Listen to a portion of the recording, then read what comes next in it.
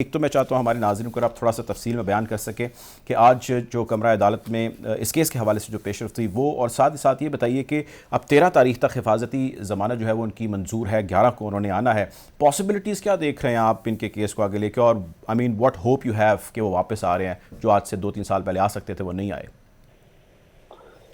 देखिए सर, गुजारिश ये है कि प्रोटेक्टिव बेल के लिए किसी भी अदालत से रुजू करना हर पाकिस्तानी का हक है और फंडामेंटल राइट है। और ये पहला केस नहीं है जिसमें किसी ने प्रोटेक्टिव बेल के लिए किसी अदालत से रुजू किया है। इस पे बेशुमार प्रेसिडेंट्स मौजूद हैं ऑलरेडी, और ऐसी प्रेसिडेंट्स भी मौजूद हैं जिनमें लोग इतने ही वक्त के लिए मुल्क से बाहर रहे और फिर उन्होंने अदालतों से रुजू किया और ये सदा थी कि हम आके तो प्रोसेस ऑफ लॉ के सामने सरेंडर करना चाहते हैं, अपनी पोजीशन को क्लियर करना चाहते हैं। तो जो जजमेंट्स का ट्रेंड है वो ये है कि अला अदालतें जो हैं, एक शख्स जिसको सरकार नहीं ला सकी मफरूरी के बावजूद, अगर वो खुद आके सरेंडर करना चाहता है तो उसको मौका मिलना चाहिए कि वो आके सामने तफ्तीश हो और अपनी जो इनोसेंस है, जो भी उसका मौकफ है, उसको वो आके अदालतों के सामने पेश करे। तो ये बड़ी सिंपल प्रोपोजिशन थी, यही हमने अदालत से अर्ज किया कि इस कोर्ट के जो न्यूमरस जजमेंट्स हैं इसी तरह के हालात वाकयात वाले, उसमें उन्होंने जिस मुल्ज़िम ने भी कोर्ट से रिजू किया है तो अदालत ने उसको प्रोसेस ऑफ लॉ को सरेंडर करने का मौका दिया और हिफाजती जमानत दी है। इसी की बुनियाद पे अदालत ने हमें 13 तारीख तक हिफाजती जमानत जो है वो दी है। 13 को वो सरेंडर करेंगे कोर्ट के सामने और फिर कोर्ट जिस वक्त तक मुनासिब समझेगी, टाइम देगी कि आप मुतल्लिका मजाज फोरम से जाकर रिजू करें।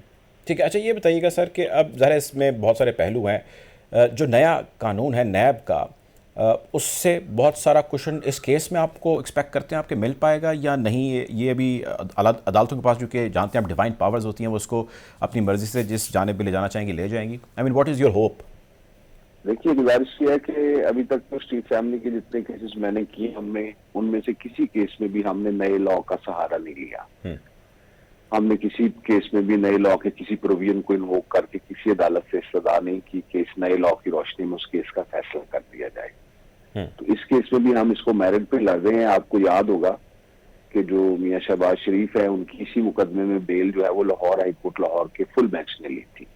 3 ऑनरेबल जजेस का बेंच था जिन्होंने यूनानिमस ऑर्डर पास किया था। उससे पहले डिवीजन बेंच का ऑर्डर था, उसमें डिसेंटिंग था, 1 by 1 का वो फैसला था। फिर वो 3 ऑनरेबल जजेस के पास चीफ जस्टिस के हुक्म से गया। इसी केस में मनी लॉन्ड्रिंग और एक्सेस बियॉन्ड मीन्स के केस में मियां शहबाज शरीफ साहब की जो जमानत है वो मेरिट पे हुई थी।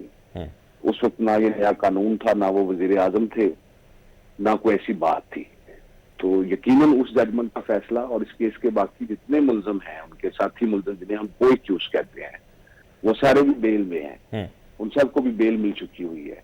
तो हम इसको मेरिट पे डिफेंड करेंगे, मेरिट पे ही अपने केस को, और हम समझते हैं कि हमारा मेरिट पे इस कानून, नए कानून के इतलाक के बगैर भी अच्छा केस है।